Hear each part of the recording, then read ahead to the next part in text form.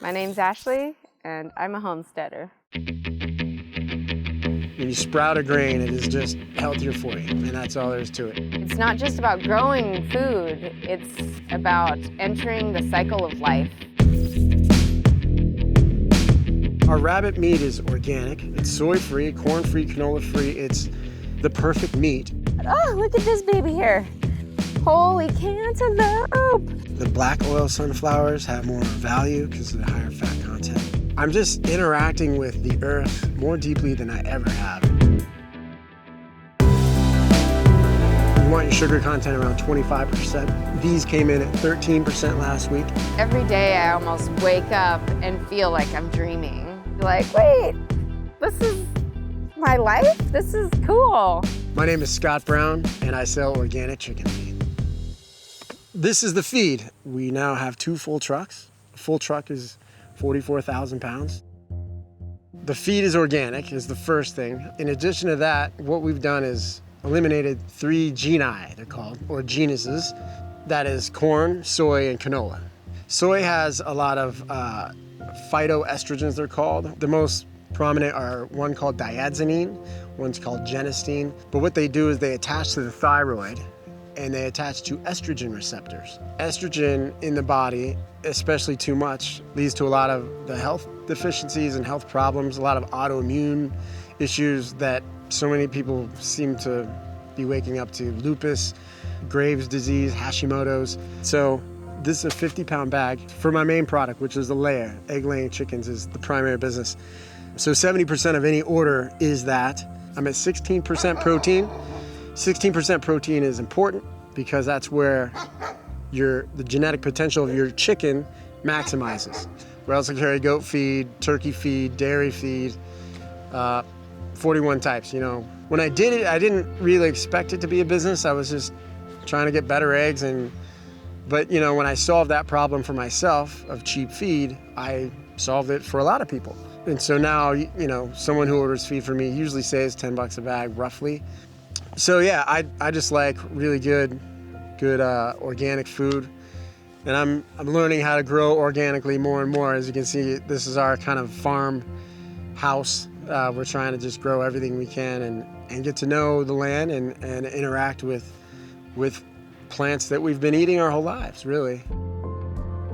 We planted Eden first, right? We came in the first year, we said, let's get a garden. So we just jumped in on this one, and we got tomatoes and we got cucumbers and we got squash and we got everything in there. This garden we call Polaris. It's our North Star garden. And this was our 2nd year experimental garden, but this one we decided to do electroculture in.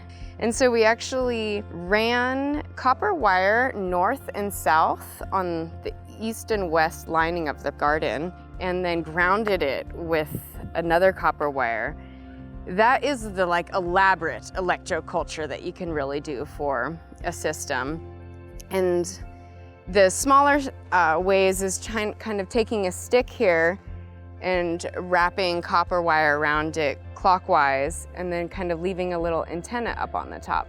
We go the extra mile and shove a crystal on there. Why not? The tomatoes that we grew in here this year are just unbelievably huge. I just can't believe this tomato right here. Like, what? This is unreal of how it's almost like 3 tomatoes in 1 tomato, which is just magnificent. I love picking vegetables that are bigger than my hand. If the truck stopped running, the story is we'd all be out of food and then go to stores in 3 days. That's what experts say, or someone says. I run a feed business, which is completely dependent on the trucks. The idea is if those trucks stopped, I wanted to say, could I grow oats? Could I grow things that my chickens would eat as well? The whole cycle. So what's become really apparent in this experiment, which is on its 3rd year, is you need animals, and animals need the garden. If our chickens couldn't eat, what would we do, you know? And those are things that we ask ourselves. If we can't eat, what would we do? Well, we'd eat our chickens, but what if we don't have anything to feed our chickens? So what we have here is a mealworm farm. Most people don't know that mealworms are actually darkling beetles. These are darkling beetles here. Little black beetles. You've probably actually seen them. It's the most common little black beetle in your garden. So on this top tray, I have a bunch of beetles. And so this is the beetle breeding layer. So up here, this is where the beetles have their fun. So down on the bottom of this level, I actually put a little window screen. And so they lay their eggs and the eggs fall below. And then the eggs turn into mealworms. And so we have all these mealworms here growing. The kind of thicker stuff is wheat bran. So that's what the mealworms eat. And I also put in celery and carrots and potatoes.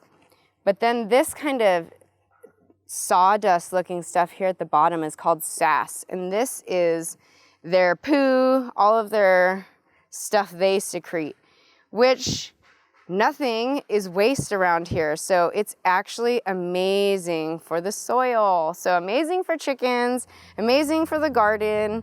The cycle of life continues with these beautiful mealworms. So let's give some to the chickens, huh? I'm trying to teach the chickens that this is a doorbell for when I have worms. They used to know the noise of the bag, but now there's no more bag. Come here. Worms for everybody. It's really great to have alternative food sources for the chickens. The mealworms, the peppers, the red amaranth. Behind me these are sunflowers. We're trying to incorporate bees. We're trying to lure a swarm is what they call it. This is another aspect though that contributes to the chickens. There's a flower every 6 inches, and I got 165 feet. So that's over 300 flowers. At the end of harvest here, if I save them all, we should have 50 pounds or a couple 100 pounds of sunflowers. You just put that whole thing in the coop, they fight over it, they all get a lot of stuff. Plus we're feeding the bees, plus it's beautiful. That's our rooster. He's a really, really good rooster. He takes care of his girls. Roosters break up fights. So there's a top hen, right? There's an alpha, and then there's a hierarchy. They call it the pecking order. He protects them, and when they're free ranging, if a hawk comes by, he'll make a certain call that tells them to all come back to the coop. He'll come out and he'll find a snack, a bug, and he'll point to it and call for a girl, one of the hens, to come over and eat it. He's very generous. He really is a steward of the flock. It's kind of beautiful. There's so many different things about how to check their health. One big thing is to check their feet. We're checking right here, the pad of her foot. This is really the part that sees the ground the most, and so it can get infected really, really easy. And so if it even gets a little scrape, a cut, or if there's parasites around, this is where they get in, the bottom of the foot. And you'll be able to tell because they'll get something called bumblefoot, and it will be a black dot just right here. And it's almost a corn of infection that goes all the way up their leg. If you want to make friends with your chicken, give them mealworms and sunflower seeds and pet them. Look at this chicken, just like loves cuddling. Each breed of chicken lays a different amount of eggs each year. The ones that lay the green eggs are called Easter eggs. There's other ones that lay green eggs, but we have Easter eggs. They will lay maybe 200 eggs a year. And then the Rhode Island Reds that also will lay around 300. So we usually get between 6 to 14 eggs a day, actually. It really depends on the temperature. When it's really, really cold, it stresses them out. And when it's really hot, it stresses them out. The quail do really, really well in the extreme temperatures, actually. They can handle the cold down to like -25. It's unreal. So this is a really big chicken egg, actually. And then this is a quail egg. But really, the quail eggs are packed full of nutrients. Just crazy, crazy packed, more than a chicken egg. So lots of people often want quail eggs instead of chicken eggs because you can eat less eggs and get more nutrient value. The new measure for our success, kind of not achievable in a way, is to grow 100% of what we eat. I'd say we may have achieved maybe 50%. Trying to avoid stepping on stuff. But basically, we did 26 tomatoes last year, and that was a lot. We loved it. We didn't get to everything. We canned a lot. We sold a lot. We ate a lot. Anyway, so we did a lot less tomatoes. But my favorites are the Brandywine tomatoes. So I don't know if you see these. These have a nice meaty center. For now, I'm just going with things I love, like tomatoes and grapes, and so make your garden you. It's a reflection of me and Ashley. So we have a few trees we put in. This is a cherry. We went with the tart cherry because they're more hardy and they do better with the cold. This is a peach tree. We did get a couple of peaches off this. It was the first time I really trimmed a peach tree. This originally was a potato patch. Then we figured out that we don't quite know how to grow potatoes. And so now it's a corn patch. It came from a reservation, and so it's a blue corn.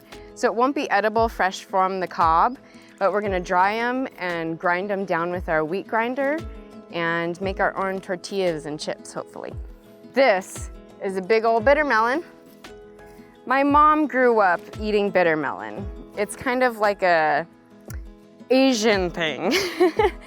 And the thing is, it's very bitter, disgustingly bitter actually, but it's undeniable its health qualities and the nutrients that it packs in. Super high in vitamin A and E. Also, it produces its own insulin, its own like polypeptide, and so it's actually really good for people that struggle with regulating their blood sugars or people with diabetes.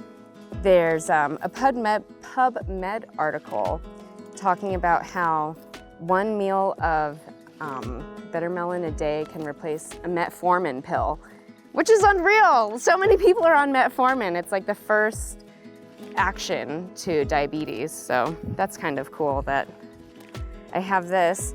I don't actually eat it though. So why do I have so much of it growing? Well, I'm cutting it, dehydrating it, powdering it, and then putting it in capsules because this medicine we need. Whether we can palate it or not, it's gonna get in. You can go buy a seed in the store, and that seed's probably from Missouri or someplace, where it snows, or someplace that might not be the same climate as wherever you're at. But what you can do is that seed will still do well, potentially, in wherever climate you are. So you do, but the ideal way to make sure you optimize your seeds and success is to let some of the best, usually the best if you can, plant that you get from those seeds, take those seeds and you plant them next year. The reason why is because that plant has gone through a cycle, a season with your surroundings, with your soil, with your climate, with all the things that you do. Plants adapt and evolve. So what you're doing is incorporating the plant's ability to evolve. And by picking the strongest and best, you're choosing plants that have thrived in that environment. It's so rewarding to plant things by seed, raise them by seed, and then have it just come to life like this. It's just the most rewarding job I've ever had. And all these leaves that have all the little holes in it, oh, those are trash. No, nothing's trash. That's compost food and chicken food. And our rabbits love it also. These rabbits are for us right now. We've only processed 5, so we still have 2. We've eaten 3 of those. They're in the freezer, the other 2. This will be 6 more that we have. It's gonna be just for us right now. These are the bunnies we'll be processing tomorrow. These are the young ones that aren't fighting and killing each other, so they're a little older. Usually 8 to 12 weeks is when you kill. We're probably at 14 or 15. This is Daphne. She's mama of those boys that will be processed tomorrow, and then all these little ones right here. And she's kind of our production rabbit. There's many different aspects that brought me here. Health was a really big one.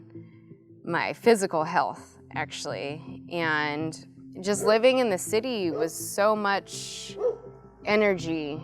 It was so much for me that I desired a natural life. And so I was gardening in the city, but finding I didn't have enough room to grow what I wanted. And this stressful lifestyle, actually, I needed to let go of. And so I found stress was making me sick, so sick, and needed a different answer. I believe there's a big attack on our food supply. I have a big mistrust of the food suppliers. Monsanto is taking over the world, and I don't think they're interested in a healthy place. I think they're interested in a patented place. They want a seed that's patented, that no one can get, no one can use without a license from them.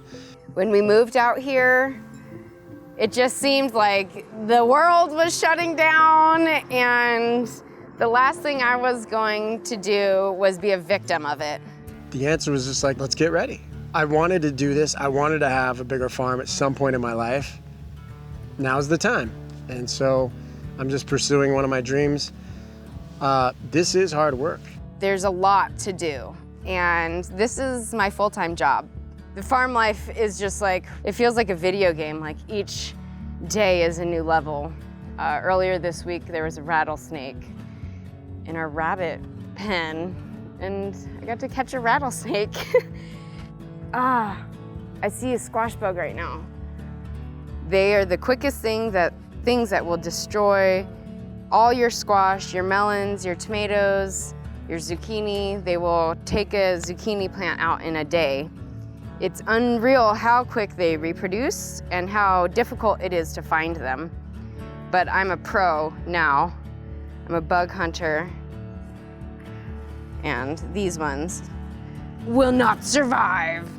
What's shocking is we're only on a third of an acre, so 15,000 square feet roughly. In your mind, you're thinking, when you think about every meal you eat every day for an entire year, I'm thinking that must be 2-3 acres. You know, that must be so much. But about a quarter of an acre, a family of 4 can live on a quarter of an acre.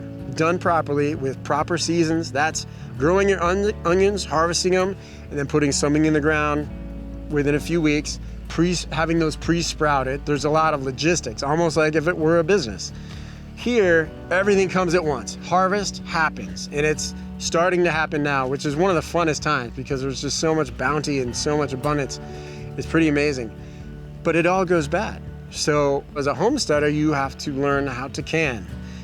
Root cellars are very important. You take your squash, they can last 6 to 9 months in a good root cellar, but you leave it out on a tray, well, you get 1 month out of it, you know, and now you've lost half your crop. So we've already harvested most of our onions. There's a few more still coming, but I guess I'd talk a little bit about onions and curing of onions. If you ever gone to the store and you get an onion, and under that first layer or 2, there's mold, that's because it wasn't cured properly. There's a way to cure your onions that prevents that. And basically what you do is you let the onions stay in the ground, let the top, the green onion part fall over, and that means they're pretty much ready. And then you want that kind of fall over to be a break so that things don't get in. Now if you cut that off, that's when molds and things can get in there and kind of take a hold. Here's an example. So some of these we let go because we wanted seeds, but you know, this is falling over. So all we do is we put it on the tray and let it sit. It cures. Ideally, we'd probably like it a little cooler. If we had a root cellar, we'd put it in there. We just don't have one right now. But this is just how we cure our onions so that they'll stay, they'll last. Without Ashley, none of this would be possible. I almost wouldn't want to do it, but because we have this garden. I cannot even imagine my life right now if we weren't together, because our partnership really just launched us into this beautiful dream of a life that you can do alone, but it's really hard to do it with a partner. And it's just so beautiful that we have each other and we have our same goals. Like, we both want this and love doing it. I guess I have had a vision when it's about love, I guess, right? So you're in love, and wouldn't it be great to behold your beloved like the way Adam might have beheld Eve? What I'm experiencing with my Eve, Ashley, is that we are in the Garden of Eden, and sacred places aren't found, they're created. So what was kind of the worst house in the neighborhood is becoming a sacred space for us. And I think people see the flowers and they see the stuff, and maybe they're seeing some magic. We have friends come, and there is something that happens when you come here where you do kind of just let go. Especially if you're in the city vibe, you know, you got a list of things to do and emails to check, and you come up here and the hammock grabs you, and you're watching the evolution happen. And it's a slow evolution. It happens once per year.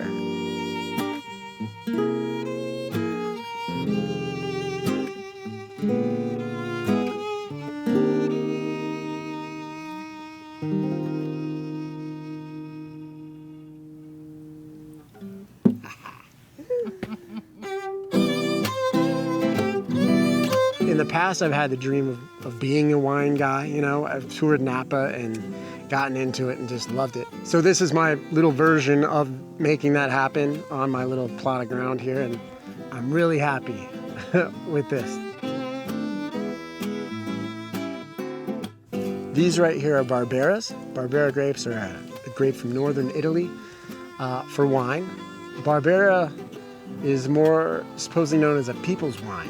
The story is that each little cluster is equal to one glass of wine. Every morning I'll grab a cluster and eat it, and that's breakfast. It does feel like abundance, just being in here, and it's nice. The stars will come out at night. We get a couple of friends over here and just lay back and chit chat and whatever. Oh, it's just beautiful. So it's been really nice to be in this. I do actually think everyone can live this life, and I think that we're actually intended to live this life. There's just been so much given to us to make life easy, and we've just been so separated from the beauty and simplicity of what life actually is and can be. Being able to eat everything that her and I have cultivated, what I'm starting to see is that there is a holistic aspect to it, meaning I've had a house before, I've had gardens, I've had a yard. I've never given my yard my spit and my urine and my attention. The more I put into the land, the more it gives back. And it's not just in fruits and vegetables, it's love, it's unity, it's connection, it's an interweaving with the property and the land and Mother Earth. What's odd is there's an emotional component that comes with it, and a psychological component, and a well-being component, and I start to see in my plants and in myself a synergy happening, and it's becoming deeply spiritual. It was kind of taking away the things that made me unhappy to really realize where happiness and joy comes from, and it is just living with the land.